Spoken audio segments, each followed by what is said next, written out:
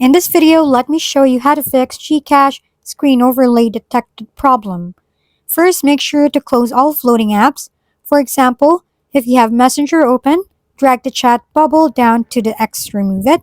You can also turn off Messenger chat heads by going into Messenger settings, scrolling down, and finding the chat heads option, then turn it off.